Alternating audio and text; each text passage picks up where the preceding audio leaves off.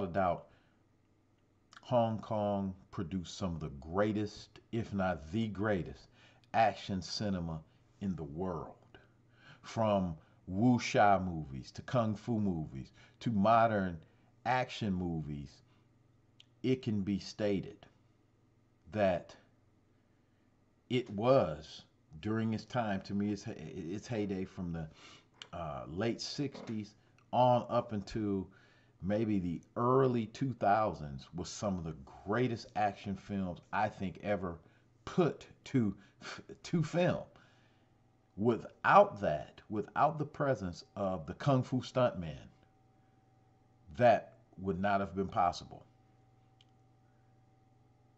I am the 12th Venom, Gary Williams, coming to you from the Venom Lair in Detroit, Michigan, to do a commentary review and give my thoughts on 2021's documentary film Kung Fu Stuntmen, directed by Junzi Wei. As I just stated, without a doubt, the greatest time in action cinema was during that 60s up until early 2000s, and the Kung Fu Stuntman was indispensable to this action. The movie Kung Fu Stuntman documents the stories, the history, and the personal trials and tribulations of being a stuntman during the time of the greatest point in action cinema in Hong Kong. We get interviews with Bruce Leung. Wilson Tong makes a small appearance. Lau Kar Wing, um, Chung Fa, Mars, Billy Chan, and many others who comprised the various stunt teams during Hong Kong action cinema's glory days. So we get interviews and profiles of the Lau Garban, Lau Kar Leung, the great Lau Kar Leung stunt team. We get, of course, the Sammo Hung stunt team, the Jackie Chan stunt team, and Yuen Wu Ping stunt team, as well as short clips, edited together of different points of interviews with Yuen Wu Ping, his younger brother, Brandy Yuen.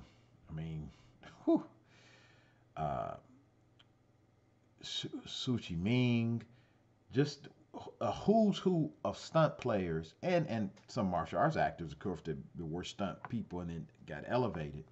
We get a who's who. Um, this is a testament to the influence of the Kung Fu Stuntman in cinema.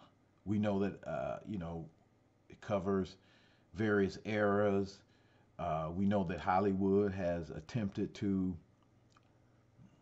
imitate some of what the Hong Kong stuntmen and Hong Kong action choreographers have done, still, and they still do, with varying results. But it's a testament that the biggest film industry in the world has used you as the model for some of their biggest action productions, and you owe this to the bravery and skill level of the Kung Fu Stuntman. We get information there about how a lot of these gentlemen had Peking opera backgrounds, which I want to touch on in another video, but that's for another time.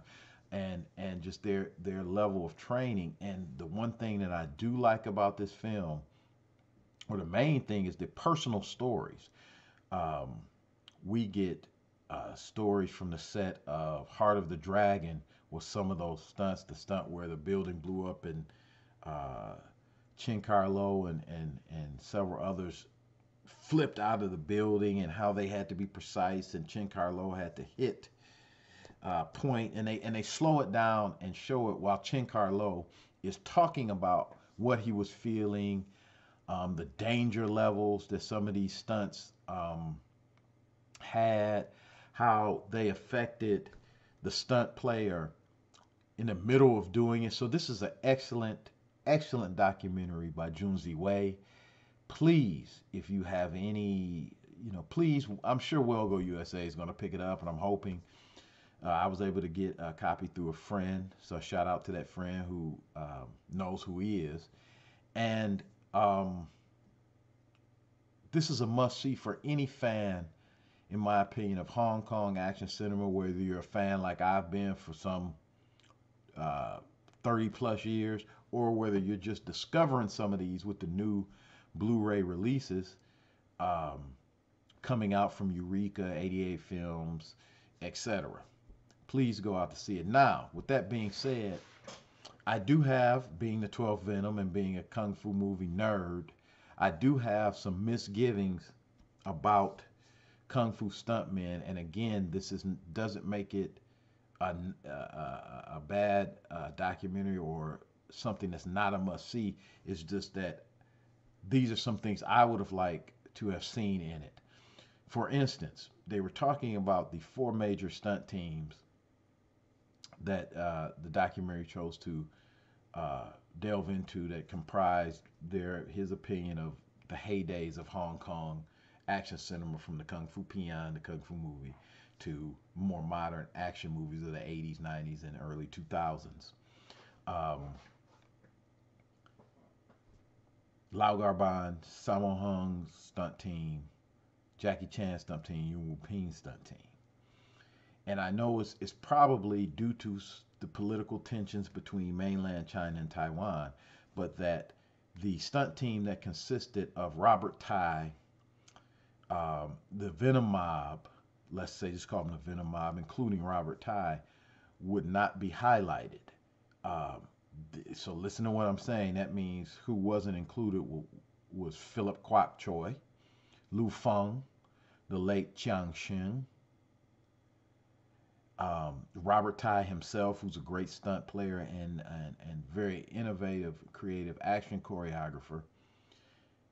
To not include those guys, Li Yimin, to not include those guys, and I understand it's a political thing because of the Taiwan and mainland Chinese tensions, but that's kind of what made this documentary not a complete one to me, because although these movies may have not been huge box office successes, a la the Police Stories, Heart of the Dragon, more of the 80s, mid 80s Golden Harvest films, they still comprise a very important role in Hong Kong action cinema, particularly due to Shaw Brothers, which they did talk about, and talked about, you know, referencing Lau Kar Lung, which again, I thought that part could have been longer, because not having a longer part with Lau Garban,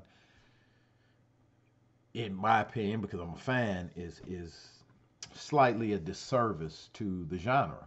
But back to my original point in the segment is that I would love to see a Taiwanese filmmaker do something on the Taiwanese stunt teams, because you're leaving out a lot of people that would do both Hong Kong and Taiwanese cinema. I mean, Mark Long, Jack Long, um, Sung Jung Chi, Ping Gang, who was actually early member of Jackie Chan's stunt team. Remember, many of you who are old school fans like myself, the role that stands out for Ping Gang, and I'm sure I'm pronouncing his name wrong, is the ground kick master of the leg fighters, aka Invincible Kung Fu Legs, as well as oh, his name escapes me, and I was just thinking about him, and it'll come back to me in a second. I'll go back to it, but as well as going more into Han Ying Che, who, A Touch of Zen. I mean, one of the greatest movies of the wuxia genre, A Touch of Zen. Han Ying Che was the stunt coordinator and the action choreographer, uh, and the antagonist in the Big Boss, Bruce Lee's The Big Boss. So while the documentary, I loved it and think every kung fu movie fan, an action fan, honestly should watch it. Those were some of the things that I was wanting more for. Maybe it'll be a part two, or maybe a Taiwanese um, director will come out with some of the Taiwanese style. Tommy Lee, I don't know, I can forgive him. That's my boy. Gan Ming, Tommy Lee, his choreography, his stunt work. Some of those ninja films of Robert Tide, crazy. Like I don't mean he's crazy. I mean like it was some crazy style action in those. Shaolin Challenges Ninja, uh, Shaolin Against Lama, and things like that. Those are some great films. His Ninja trilogy, while somewhat self-indulgent, has some amazing stunts. The Spider Ninjas in oh, the name's escaping me. But you'll know what I mean. Uh, the Spider Ninja formations and stuff like that, and the Venom Mob. Three of the Venom Mob did Ninja in the Deadly Trap, and you know all that at Taiwanese movies. So, and then the Changche Taiwanese cycle were kind of glossed over because, of course, these political tensions. But that was leaving me wanting more in the documentary. Now, with that being said, I'm going to say this again. I think that every martial arts, kung fu, karate movie, whatever you call them, action movie fan should see this documentary. If nothing else, for the personal stories and the fear you can see in some of these guys' eyes when they're describing the stunts they did in the past. Chen Carlo gets a big chunk of the movie because he has a academy there. Him and some other of the Hong Kong Stuntman Association are training some new mainland Chinese, excuse me, stunt players for the future, and they're also doing action choreography and stunt coordination on some of the mainland Chinese productions as of this time that the documentary was filmed, because many of you know, and many people have informed me, the new Chinese film restrictions that will affect the action slash kung fu genre in not a positive way. So, I mean, it's a great documentary. It really was emotional for me because I have memories of seeing these stunts for the first time. I saw them all those years ago, and I'm like, that that's gotta hurt. That can't. How did they do that? So, you do to get some footage of some. They're slowing down some of the stunts, and the stunt players again are talking about them. So, excellent movie. Wanted to see more about the Venom Mob stunt team. Robert Ty choreography with the Venom Mob stunt team. I want to see more about Lau Carban. They had a very quick clip of Wilson Tong, who has worked for Lau Car, Lung, Sammo Hung, as well as did his own, directed and did the choreography of his own movies. So, I mean, I want to see more from him because he's interesting, effective. Chung Fa, I want to hear more from Chung Fa. So, not a bad movie at all. A must see for the action and kung fu movie fan, particularly us who love Hong Kong action and Hong Kong kung fu movies, but want to see something from the Taiwanese contingent, the Changche Taiwanese cycles, Robert Ty's stunt team, as well as the Venom Mob stunt team, and other ones to really just break it down to four major stunt teams. Not in my opinion. It was more than four that had some influence in the kung fu movies. Conspicuous by his absence, however, in the movie, two people: Yun Biao, and Jackie Chan. Don't know what that's about. And there's a comment from Mars in there near the end that leads me. I don't know the backstory of, if there was a falling out or so whatever, but it leads me to just question some things about like their relationship, at least now or in the recent past. And but I was kept looking to hear from Yun Biao, and he never popped up.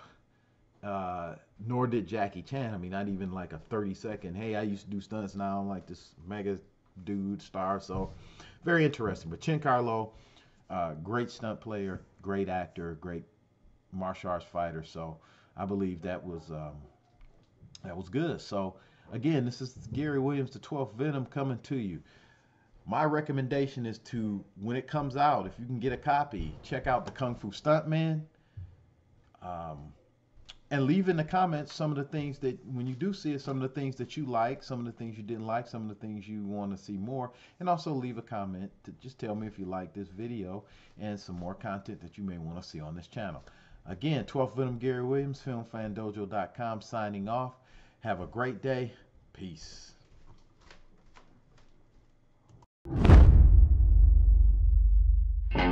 那个时代，武行是最蓬勃的时候。我们是在真正的本身上练功夫。60年代到80年代，香港的动作是最好操的，是电影圈里面最顶峰的难度动作。我们那代是真的很适合，全部是硬拼硬。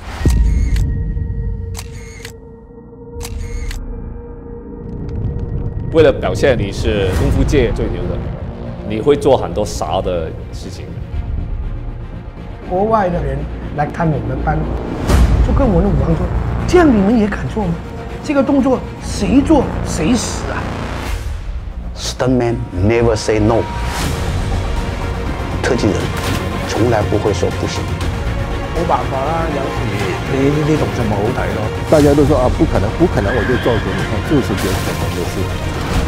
就這是卯上了，用命來拼。元武是我的 best friend。 什么都在干，那是用命换回来的呀！我现在体重跟大哥差不多，你做了还没死啊，大哥就来了。2個月唔得，大哥話：“cut，救人！”哇，講救人喎，講收工。也是因为这样的冲劲，让香港动作电影以一个拼搏年代。真動作係唔可以取替嘅。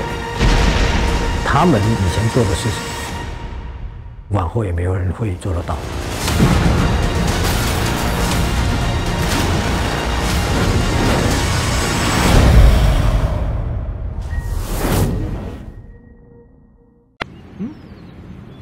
What? You insult my style?